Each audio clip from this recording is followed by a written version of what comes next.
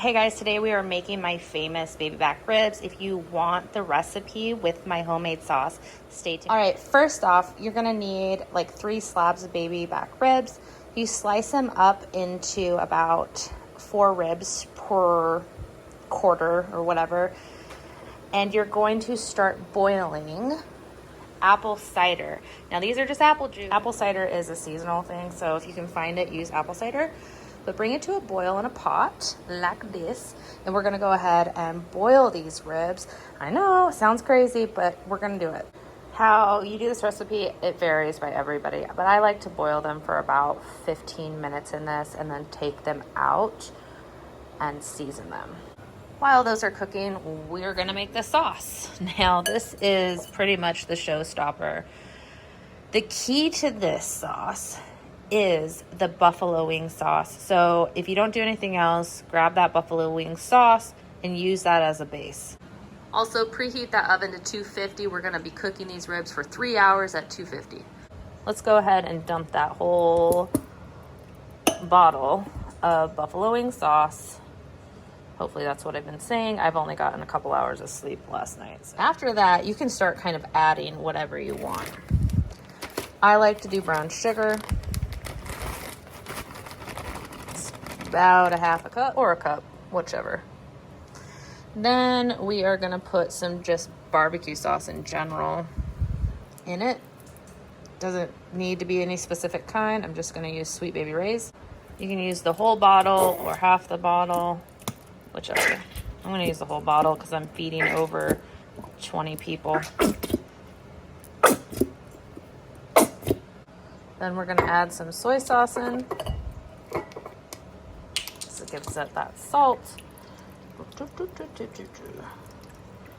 know, what is that, like 1/4 of a cup maybe? I always use ketchup and mustard. Just gonna empty the rest of this bottle in here. It's probably 3/4 of a cup. Maybe like 1/4 of a cup or so of this mustard. It's just regular yellow mustard. I'm also gonna add probably half of this, so 6 ounces of honey. Another key ingredient is molasses. We're gonna probably put at least 1/4 of this in there. Molasses is sticky, y'all. Sticker. I know this is random, but I'm gonna put some cocktail sauce in there for a little bit more zing. Ugh. Go ahead and taste that. It should be sweet and tangy with a little bit of kick at the end of it. It's already delicious, but we're gonna keep on adding. Just do a little bit of Worcestershire sauce. Whew, that's nice. Then we can add some of these seasonings. We got smoked paprika, salt, pepper, garlic. There's a little bit of hoisin we could add to it. We might add a little bit of the maple syrup. It's pretty sweet already. It's already got a really good kick to it. Might add some of this, but you do want to add garlic and onion. Some of the hoisin sauce, not too much. A little bit of pepper. A little bit of smoked paprika, you don't need much. Some garlic powder. You really could bypass this and just put salt in. I'm just gonna put a little bit in. A little bit of Himalayan salt. Some of that maple syrup, because why the hell not? I highly encourage, if anybody is obsessed with your recipe of anything, don't let it die with you. I have too many aunts that passed away that now we don't know any of their recipes. So make sure your children know. Make a video like this. Put it in a cookbook, a family cookbook, something. Pass that down. Don't be stingy. Also try this. This is delicious. All right, nice. That actually cut that spiciness a little bit. If you really do like spicy, you could probably just, continuously taste this as you go. But this is really, really good. If you do want it to have more kick, you could always add a little bit more wing sauce to it. I am, because I like to walk on the wild side. That's good. You could cook these, but I put them in raw. The one time I didn't do this, my son was so upset. He loves how this tastes. I'm gonna be basting a lot of the ribs with this before we cook. So these onions will cook down in the oven over time anyways. I think I'm gonna do like about 4 good 4 good size garlic. These are puny ones. That's what they look like without the shell. Then you're gonna cut them up really good. Go ahead and add all of that in there.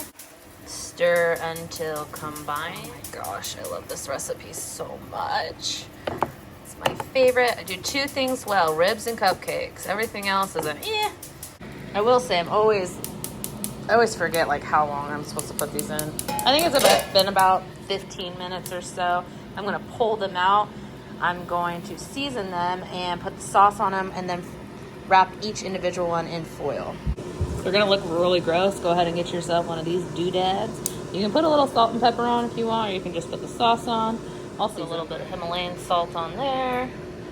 Now we're just gonna go like this, paint it on both sides. And after that, we're gonna cut this down the line and then wrap them. This is where you get to choose.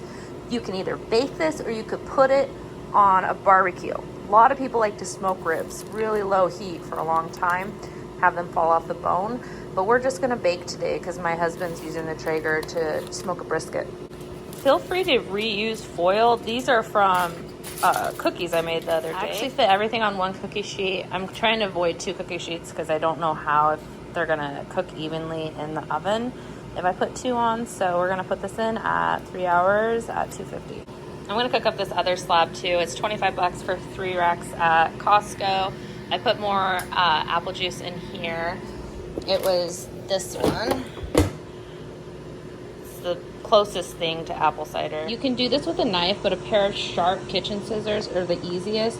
You turn it over, look at the bone, count 1, 2, 3, 4, and then you want to cut right in between these 2 bones. 4 ribs will serve 1 person. These do cook down quite a bit. Some people remove the fat. I don't. It really cooks off once you boil it. It doesn't matter. Go ahead and throw that in. So I just found out I have extra room on the barbecue outside. I'm going to actually put these on the barbecue and see if they taste better than those. We're going to take these out to the smoker. I'm going to put them on the top. Hopefully this won't mess with his brisket. It's 220, and I might do it for 4 hours. And I'll check it at 3 hours and see if they're done yet. All right, it looks like it's climbing, but it only looks like he has it at 200. Still has about 30 minutes, but I wanted to pull one out and just see. They should be able to be cut with a fork and slide off the bone easily. All right, I'm pulling them out 30 minutes early, so these only cooked for 2.5 hours. As you take them out of the foil, you can put them on a plate. Just gently do it, flip them onto the plate because they will fall apart.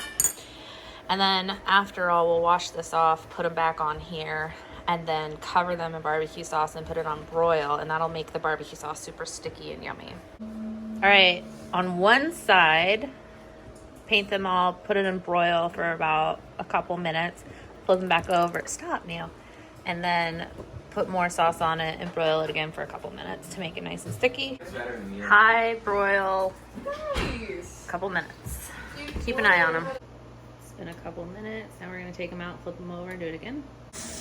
Now go ahead and put those back in for a couple minutes until they're nice and sticky.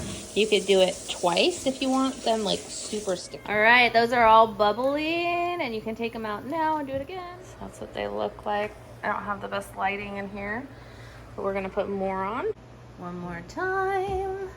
That only took about a minute, and we're gonna put them in this to transfer to take to our neighbors. I'm gonna cover these with foil and go check out the ones on the grill outside.